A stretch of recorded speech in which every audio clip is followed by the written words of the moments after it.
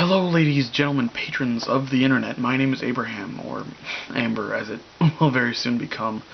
And this is the third video in the series of 3 that I'm making closing down my channel, Abraham Studios, or Steampunk Soviet. And this last video kind of is the video that is a lot more near and dear to me. It's a lot more personal than the other two, even if the other two are very personal. This is about who I am, and some of you might not accept who I am, but I am in the process of accepting who I am, and it's very enlightening. And this is kind of about my sexual awakening, as I would put it. This is the story I tell everyone who asks and everyone who wants to know. You know, in 5th grade, lots of things happened in 5th grade. It was one of my favorite years.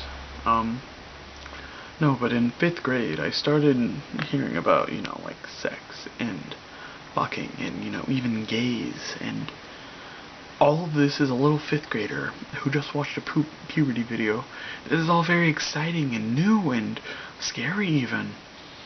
And going into middle school, middle school is that period in time when everyone makes mistakes, when everyone uses the word faggot. And honestly, I use that word quite a lot. I reference to things as gay and faggoty and what have you. I was one of those kids. And, I regret that.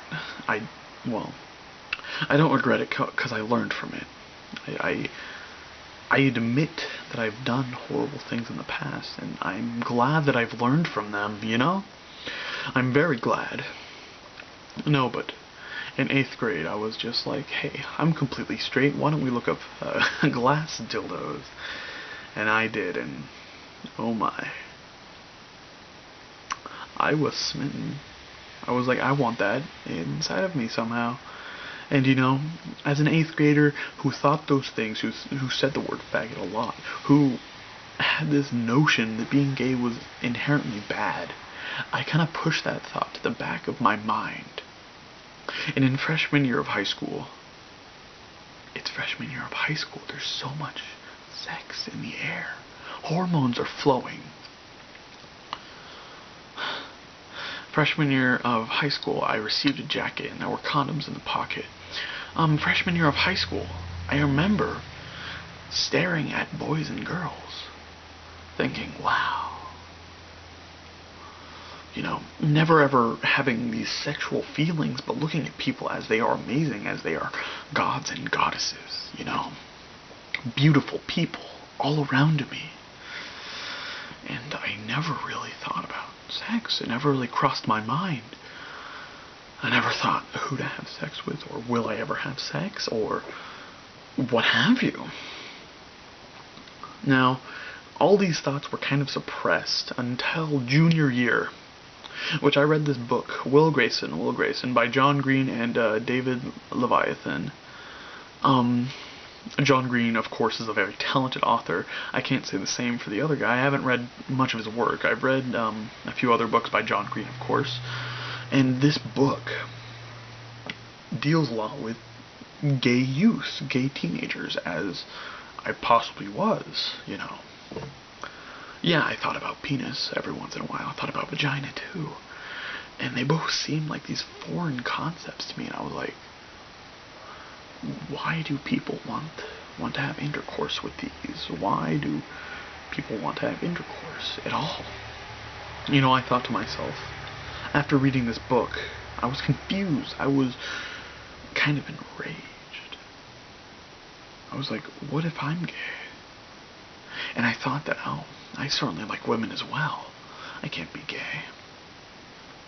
And I thought if I was straight, and I was like, I certainly like men as well. I can't be straight.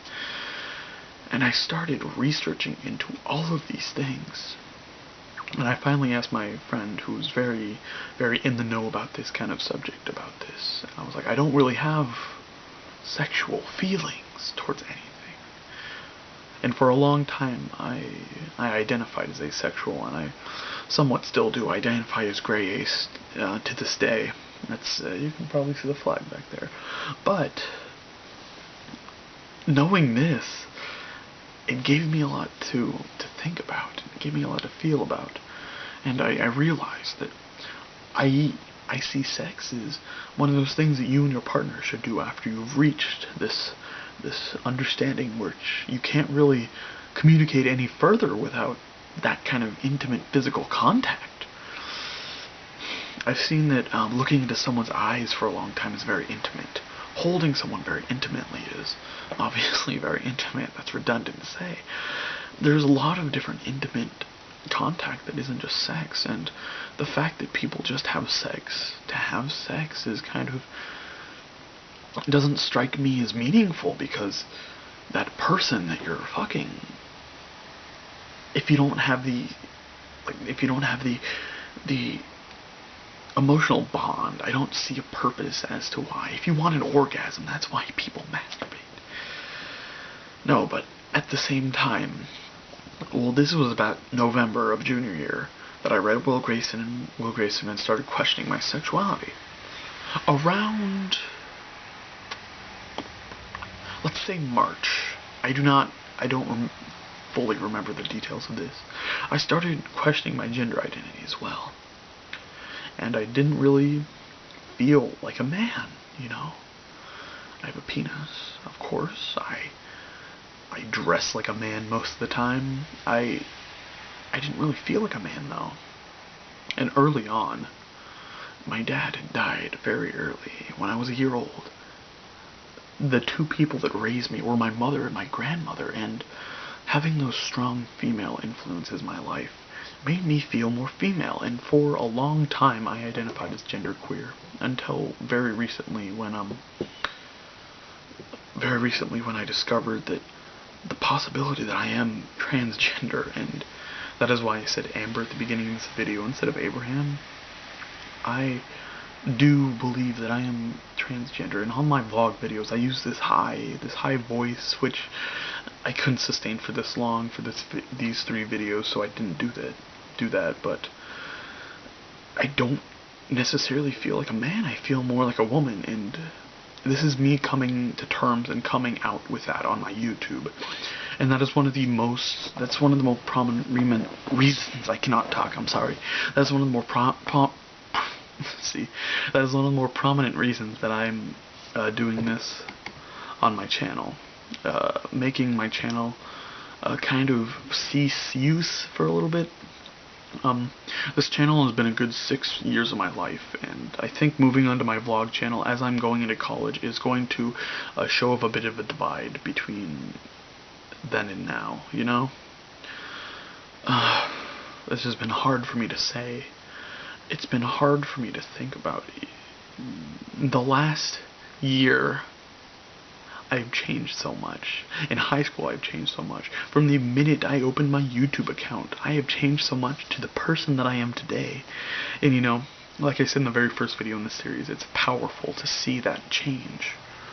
It's powerful to become someone new, and I'm in the process of doing that right now. I'm becoming a woman, and you know, I have people that support me, and right now I'm deciding whether or not I should come out to my family. And that's very hard. My family is rather conservative, and they don't even know that most of them don't even know that I'm an atheist, or that I like men. I don't think I could ever explain asexuality to any of them. But the transgender thing, I think I could explain to at least one of them. And dealing with this, becoming the person that I want to be, is a very long and hard process, you know? And hopefully you'll subscribe to my vlog channel, which I'll link in the description. But going from here to here, it's going to take a lot. And, you know, the process so far of my life, I thank everyone for being with me through this. You know, it's hard. It's hard for me, and it's most certainly hard on you sometimes to listen to this. And, you know, I've been wanting to make a video for this for a very long time, but I've been putting it off. And I'm glad that I finally have done it. I thank everyone so very much.